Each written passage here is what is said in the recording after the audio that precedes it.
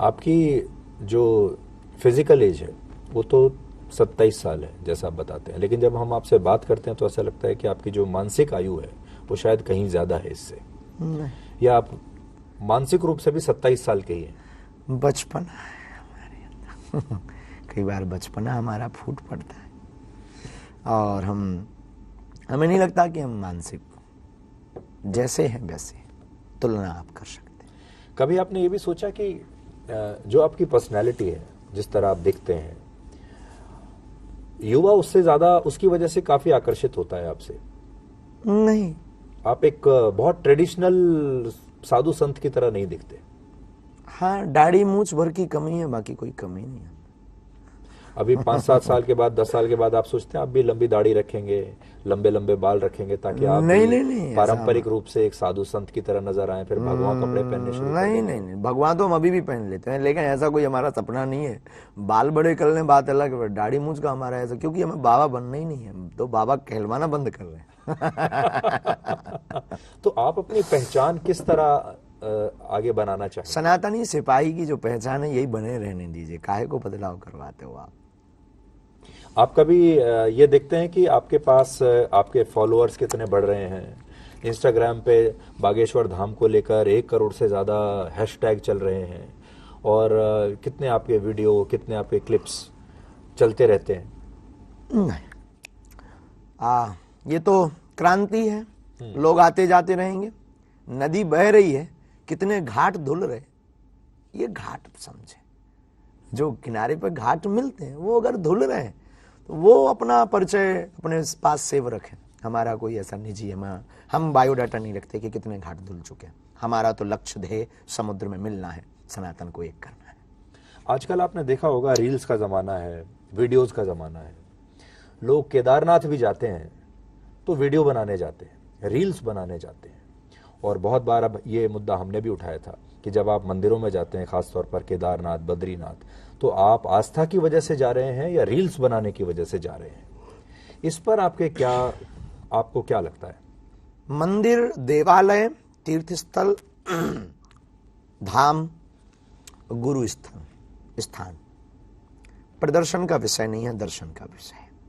वहां चित्र मत खींचो, परमात्मा का चरित्र खींचो। और हमें यह लगता है ठीक कि करोड़ों की संपत्ति पाने की वजह, करोड़ों का अध्यात्म पाने की वजह 2 रुपया की नाचती हुई फोटो के चक्कर में व्यक्ति देवालय जाना व्यर्थ गवा देता है। इसलिए प्रत्येक साधक को, प्रत्येक दर्शनार्थी को, प्रत्येक श्रद्धालु और भक्त को देवालय जाना चाहिए। और सनातनी हिंदुओं को शनिवार और मंगलवार तो जाना चाहिए, पर चित्र के लिए नहीं, चरित्र के लिए। और ठीक ये उसी प्रकार बाधा है जैसे सूर्य के सामने काले घने बादल आ जाते हैं, वैसे ही आजकल दर्शनार्थियों के सामने मोबाइल आ जाता है ईश्वर के दर्शन के पहले। आप मोबाइल फोन रखते हैं? यस। कितना इस्तेमाल करते हैं? जितना समय बन पाता, 10 मिनट, 15 मिनट, 1 घंटा, जब जैसा समय बन पाता है। और उसमें क्या देखते हैं आप? सिर्फ खुद अपने आप को यूट्यूब देखना और कभी कभी क्रिकेट गेम उस पर खेल लेते हैं। अच्छा, तो आप खेलते हैं ऑनलाइन वाला? नहीं, ऑनलाइन नहीं, उसमें वो डला है। अच्छा, बैट बॉल जो तो भी इससे ऐसा लगता है कि क्रिकेट का आपको काफी शौक है। अनिश्चितताओं का खेल है और हमको ऐसी चीज बहुत प्रिय है।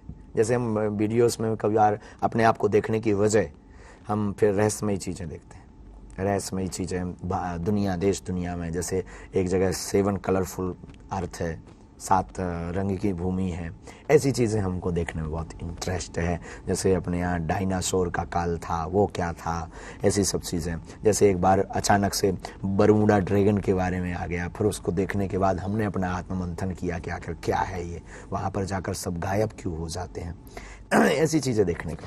अब मान लीजिए कोई पर्ची निकाले, आप पर्ची निकालें किसी के लिए और ये जानना चाहें कि बरमूडा ट्रायंगल पर सब गायब क्यों हो जाते हैं, या कोई और जो रहस्य है, तो क्या आपको उसके बारे में भी ज्ञान? हमारी चेतना तो जहां तक पवन है, क्योंकि ये पवन पुत्र की चेतना है, तो जहां तक पवन है, पवन मतलब हवा, वहां तक हमारी चेतना वहां तक का परिचय दे सकती है और समाधान दे सकती है।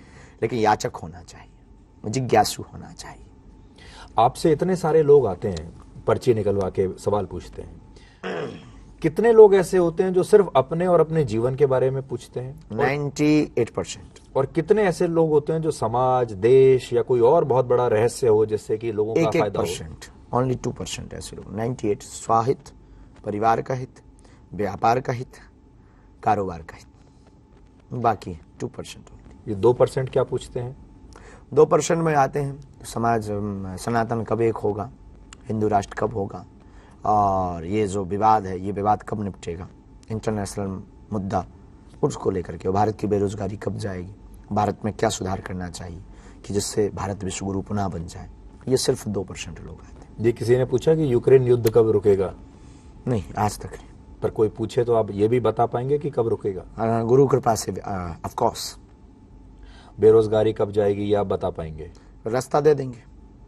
आज की जो स्थिति है इसमें आपको कोई सॉल्यूशन संभव लगता है कि हमारे देश में अगर कोई बदलाव करना हो, प्रशासन, अगर कोई हमसे नीतियों पूछे कि आप भारतीय नागरिक होने के नाते कि आप सरकार से क्या मांग करेंगे, तो 2 मांग हमारी है, शिक्षा और स्वास्थ्य दोनों फ्री ऑफ कॉस्ट करिए, बहुत बेहतरीन करिए। हमें आपसे मकान, सड़क, दुकान नहीं चाहिए। हमारे बच्चों को बेहतरीन गुरुकुलम की पद्धति की शिक्षा चाहिए। हमारा समाज, हमारे बच्चे पढ़ जाएंगे तो मकान, दुकान, रोड अपने आप कर लेंगे।